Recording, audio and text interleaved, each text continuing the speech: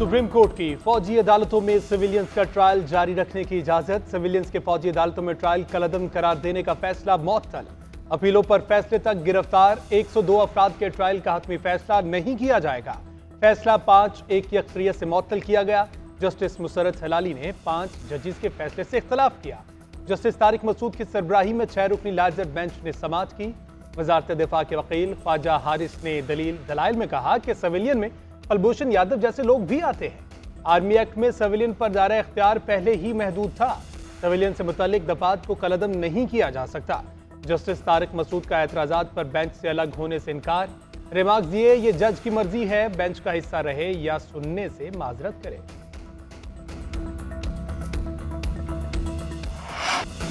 बानी chairman PTI और शाह महमूद कुरैशी पर फर्द जुर्मायत मुल्जिमान का सहते जुर्म से इनकार।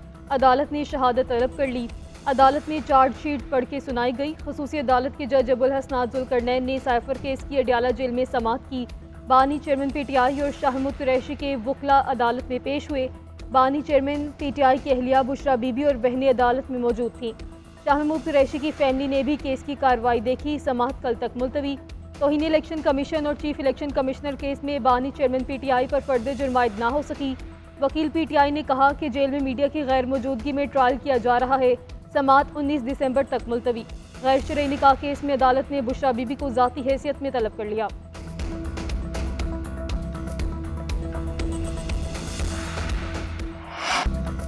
किसी इंतकामी जज्बे से वापस नहीं आया, लेकिन हिसाब तो बनता है। अगर हिसाब ना लिया गया तो मुल्क के साथ खेल बंद नहीं होगा। नवाज शरीफ का पार्लिमानी बोर्ड के इजलास से खिताब। बोले, मेरे खिलाफ मुकदमात में कोई जान नहीं। जब पैनामा में कुछ नहीं निकला तो अकामा निकाल लिया। उस दौर में जितने झूठ बोले गए वो सब हवा में उड़ गए। ऐसा फैसला सुनाया गया जिसका दुनिया भर में मजाक बनकर रह गया। जजेस की तरफ से सिसिलियन माफिया और गॉडफादर जैसे अल्फाज इस्तेमाल किए गए। एक वजीर आजम को बेटे से तनख्वाह न लेने पर घर भेज दिया गया। पार्टी रहनुमाओं और कारकुनान को मेरी बेगुनाही का पूरा यकीन था। चाहते हैं जुल्फ़िकार अली भुट्टो को इंसाफ दिलवाया जाए। जो कायदे अवाम के कत्ल में मुलविस थे उन्हें बेनिकाब किया जाए। चेयरमैन पीपल्स पार्टी बिलावल भुट्टो का पेशावर हाईकोर्ट बार से खिताब। बोले, एक आमिर के कहने पर एक वज़ीर आज़म के खिलाफ फांसी का फैसला करवाया गया। कत्ल का इंसाफ मांगना हर किसी का आईनी, कानूनी और इस्लामी हक है। अमरीका ने पाकिस्तानी वज़ीर आज़म को कहा था तुम्हें मिसाल बनाएंगे। जेल में डालने के मंशूर में सब सियासतदान कामयाब रहे। मैं खेलूंगा न खेलने दूंगा कि सियासत को छोड़ना होगा।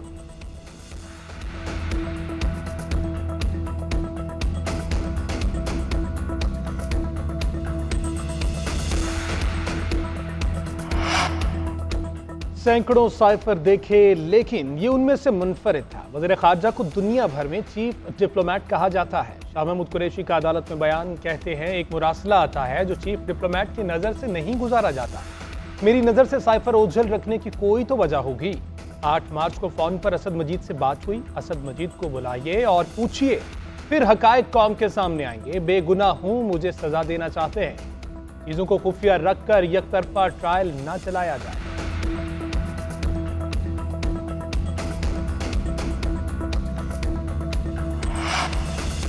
निगरान वज़ीर आज़म और काबीना का इरादा है इंतखाबात 8 फरवरी को ही होंगे। इंतखाबात के मुलतवी होने की कयास राइयाँ दुरुस्त नहीं। निगरान वफाकी वज़ीर फवाद हसन फवाद का वॉइस ऑफ अमेरिका को इंटरव्यू। बोले, नवाज शरीफ के लाडले होने के बयानात सियासी बयानियाँ हैं। नवाज शरीफ के सियासी एजेंडे से इत्तफाक नहीं करता। अमन अमान की सूरत हाल के बायस इंतखाबात में ताख़ीर नहीं होगी। मौलाना फजल रहमान को इलेक्शन का माहौल नजर नहीं आता तो सुप्रीम कोर्ट से रुजू करें।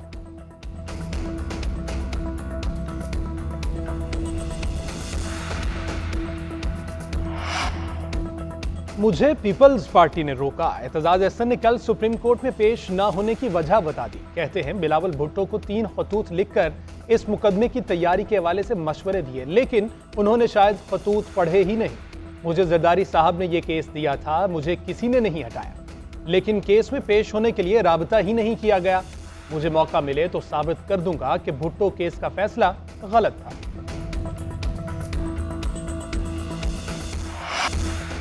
पाकिस्तान स्टॉक मार्केट में कारोबार में तेजी के बाद मंदी। स्टॉक मार्केट तारीख की बुलंद तरीन सतह पर पहुंची। 100 इंडेक्स ने 67,000 की नफसियाती हद अबूर की। कारोबार के आगाज में ही 600 से ज्यादा पॉइंट्स का इजाफा।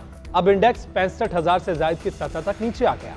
इंटर बैंक में डॉलर 28 पैसे सस्ता, 283 रुपये 50 पैसे पर ट्रेड। मुल्क भर में यकबस्ता हवाओं से सर्दी में इजाफा, बलाई इलाकों में दर्जा हरारत -7 सेंटीग्रेड तक गिर गया। कर्दू में दर्जा हरारत -7, कलाम में -5, देर में -3, गिलगित -2 सेंटीग्रेड रहा। कोयटा में सर्दी की लहर, टेम्परेचर -2 रहा। हुंजा, मालम जब्बा, मलके कोहसार, मरी और दीगर मकामात पे भी पारा नुक्ता इंजमात तक पहुँच गया। महकमे मौसमियात के मुताबिक अगले 24 घंटों के दौरान खैर पख्तूनख्वा के बाज़ मकामात, मतला बरालूद, बलोचिस्तान के शुमाल मगरबी अजला में 15 दिसंबर से बारिशों का इम्कान।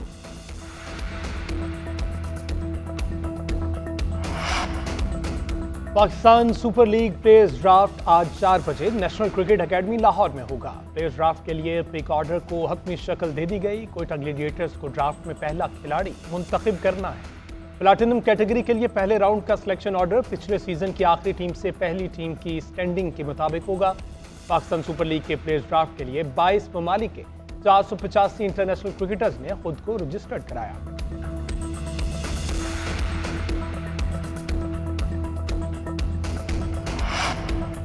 पाकिस्तान और ऑस्ट्रेलिया के दरमियान पहले टेस्ट के लिए टीम का ऐलान। दोनों टीमों ने अपने मोहरे जाहिर कर दिए।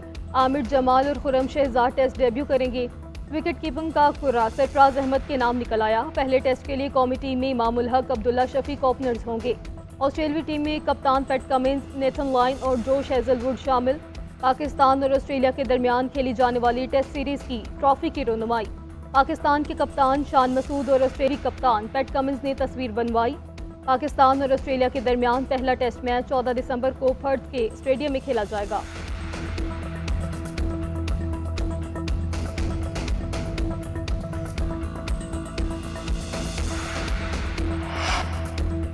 फलस्तीनियों के साथ इजहार यकजहती का अपना अंदाज। पर्थ टेस्ट से कबल ऑस्ट्रेलियाई बल्लेबाज उस्मान ख्वाजा की जानिब से फलस्तीनियों के साथ इजहार यकजहती।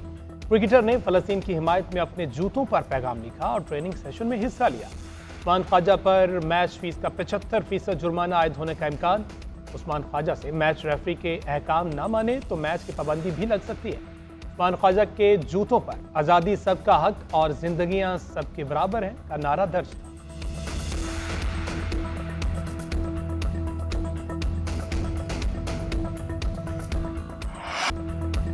फीफा क्लब वर्ल्ड कप में अल इत्तेहाद का फातिहाना आगाज। ओशियाना रीजन की चैंपियन ऑकलैंड सिटी को 3-0 से हराकर दूसरे मरहले में जगह बना ली। सऊदी क्लब की जानिब से रोमानियो, कांटे और क्रीम बेनज़मा ने गोल किए। अल इत्तेहाद का दूसरे मरहले में मिस्री क्लब अल अहली से मुकाबला होगा।